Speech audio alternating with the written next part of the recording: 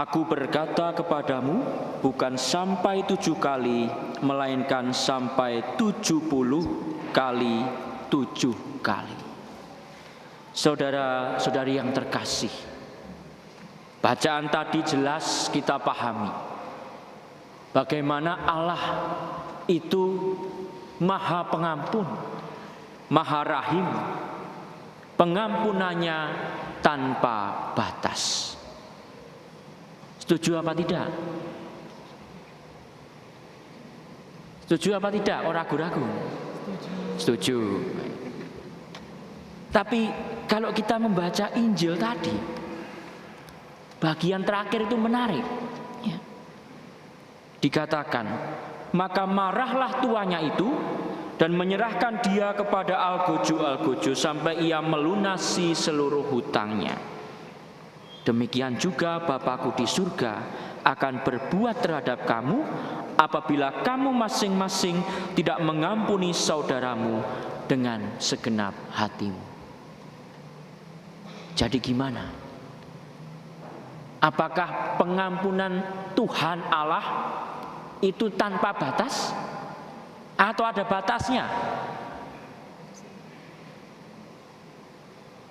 Ayo, gimana? Tanpa batas atau ada batasnya?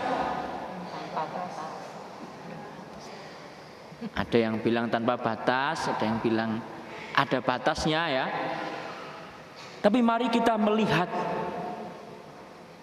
perikop ini secara keseluruhan ya. Sebetulnya mau mengatakan apa? Mengapa di akhir tadi ada kesan seolah-olah Allah itu menghukum? Artinya masih ada batas pengampunan Allah. Kalau kita melihat kembali perumpamaan tadi ya, ada hamba yang hutangnya 10.000 talenta. Dan hamba ini itu dihapuskan hutang-hutangnya ketika dia tidak bisa bayar. Tetapi yang dilakukan hamba itu kepada temannya yang hutangnya 100 dinar,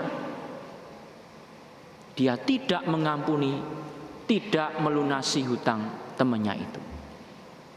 Di situ ada perbedaan angka yang nampaknya cukup besar.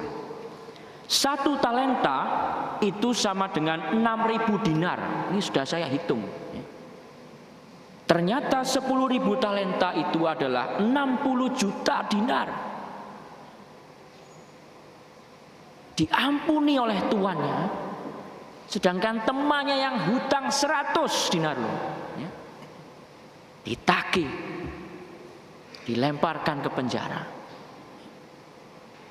Apa yang mau dikatakan di situ? Allah itu Maha Pengampun, ya, titik. Tetapi kerahiman itu, pengampunan Allah itu harus disikapi dengan sikap tobat. Kalau kita tidak bertobat, tidak berubah karena pengampunan Allah, artinya apa? Kita menutup diri dari pengampunan Allah. Artinya kita tidak mau diampuni.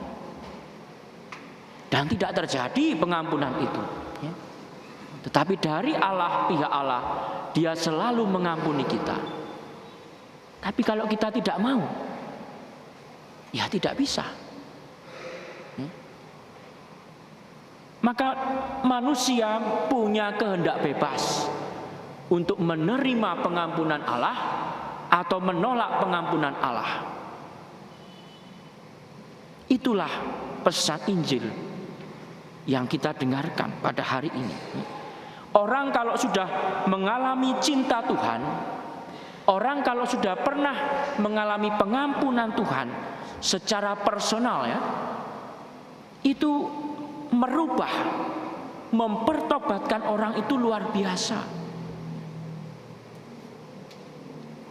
Kita lihat pengalaman Petrus misalnya ya. Menyangkal Yesus luar biasa. Yang awalnya membela mati-matian, menyangkal Yesus 3 kali. Tapi diampuni oleh Yesus. Setelah bangkit, berjumpa dengan Petrus, apakah kamu mengasihi aku? Terus, ya Tuhan, aku mengasihi engkau. Sama, 3 kali ditanya. Dan itu merubah Petrus luar biasa. Petrus yang menyangkal Yesus itu menjadi pewarta Yesus yang luar biasa di antara bangsa Yahudi. Demikian juga Paulus, penganiaya jemaat Allah. Tapi ketika dia mengalami pengampunan Allah, kerahiman Allah, dia menjadi pewarta Allah yang ulung di antara bangsa-bangsa bukan Yahudi. Ada perubahan besar di situ. Kalau orang sungguh-sungguh menyadari dan mengalami pengampunan Allah. Kalau tidak, susah. Maka itu poin penting yang mau disampaikan Injil pada hari ini. Kita ingat ini sama sebetulnya isinya dengan dalam Injil Yohanes. Ketika Yesus membasuh kaki para muridnya, Yesus bilang apa?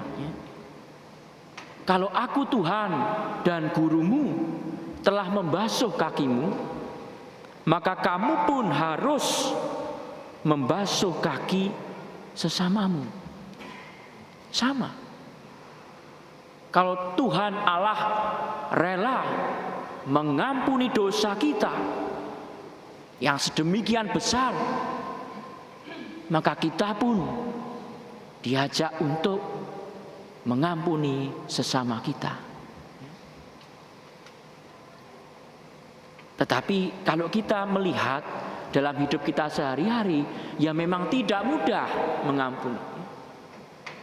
Sulit sekali rasanya. Apalagi kalau itu melibatkan orang-orang yang kita cintai. Orang tua kita, anak kita, saudara-saudari kita, suami istri. Kalau sudah dikecewakan, kalau sudah sakit hatinya, sulit sekali mengampuni. Susah memang. Itu kemanusiaan kita. Antara cinta dan benci itu saling berkelindan. Sulit mengampuni. Gereja punya karya sosial. Tidak saya sebutkan tempatnya di mana, tapi ada karya sosial bagi orang-orang perempuan yang hamil di luar nikah. Karena mereka adalah orang-orang yang ditolak oleh keluarganya. Mereka adalah orang-orang yang dikucilkan oleh masyarakatnya karena apa yang terjadi pada dirinya. Maka orang-orang ini ditampung di sebuah rumah singgah oleh para suster.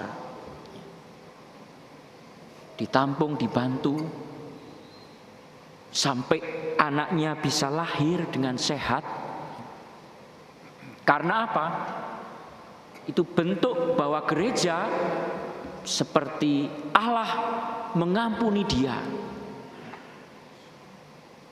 Meskipun kamu sudah berbuat salah, enggak apa-apa. Kita ampuni, kita bantu. Apalagi kamu ditolak, dikucilkan. Dan ingat, anaknya tidak berdosa ya. Maka anaknya harus diselamatkan. Dan suster tidak hanya sampai di situ, suster bantu untuk mediasi kepada keluarganya. Setelah anaknya, ini salah satu ya di situ. Setelah anaknya berumur sekitar 1 tahun, sudah cukup kuat, dibantu suster mediasi. Ayo kita ketemu dengan ibumu. Betul, ketemu dengan ibunya.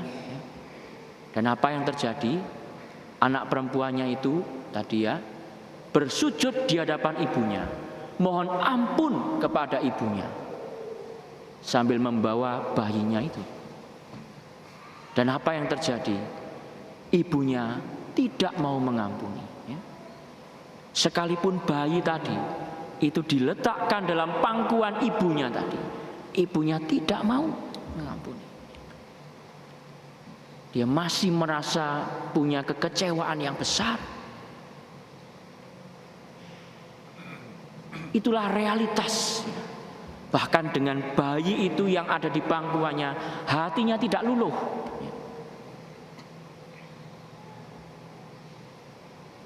Itulah realitas kehidupan kita, bahwa memang tidak mudah mengampuni sesama kita, terutama orang-orang yang kita kasihi. Maka kita diajak untuk bersama-sama datang kepada Yesus, mohon kepada Yesus pengampunan darinya. Karena kita pasti punya kesalahan, kita pasti punya dendam, kita pasti punya amarah, sakit hati, kekecewaan yang besar mungkin dalam hati kita. Dan hanya Tuhan yang mampu merubah semuanya itu. Kita tidak mungkin mengubah masa lalu yang pernah terjadi. Hal-hal yang mungkin sudah terjadi lama, 10 tahun lalu, 12 tahun lalu misalnya, pernah terjadi.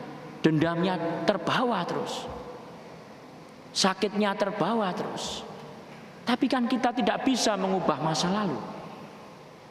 Maka hanya Tuhan yang mampu mengubah dendam menjadi sukacita, mengubah amarah menjadi damai. Lalu caranya bagaimana? Pertama, kita harus mengalami atau setidak-tidaknya menyadari, karena Anda mungkin sudah mengalami tapi tidak menyadari cinta Tuhan yang mengampuni Anda luar biasa. Bahwa Anda disertai Allah selamanya, dikasihi, diampuni. Pengalaman itu penting, karena hanya dengan pengalaman dikasihi itu kita mampu mengasihi. Dengan pengalaman pengampunan Allah kita mampu mengampuni. Kalau tidak, sulit. Maka coba dicari, ada tidak? Saya yakin ada. Tapi mungkin kita belum menyadari. Kalau sudah menyadari, artinya kita menjadi lebih rendah hati dan mampu mengampuni sesama. Meskipun tetap butuh proses ya, tapi kita mampu untuk mengampuni sesama. Yang kedua, belajar mendengarkan ya. Mungkin kita mendapatkan koreksi, kritik ya. Kita dengarkan ya. Kita olah itu. Kalau kita mampu belajar mendengarkan itu, kita akan mampu untuk mendengarkan Allah. Kita akan mampu untuk mengampuni sesama. Karena kita sudah belajar ya. Nggak gampang tersinggung, nggak gampang sakit hati. Dan yang terakhir, relasi dengan Tuhan. Lewat doa-doa, lewat ekaristi, ada rekoleksi retret untuk penyembuhan batin misalnya. Itu sarana-sarana supaya kita semakin dekat dengan Allah. Dan kedekatan dengan Allah itu yang mampu membuat kita mampu mengasihi sesama. Kalau tidak, dalam hati kita lalu isinya amarah terus, dendam terus. Emangnya enak? Tidak ya. Kita semua ingin damai, ingin sukacita. Maka marilah kita bersama-sama belajar dan berproses untuk mengampuni, dan terlebih dahulu kita ingin mengalami dan menyadari pengampunan Allah. Amin.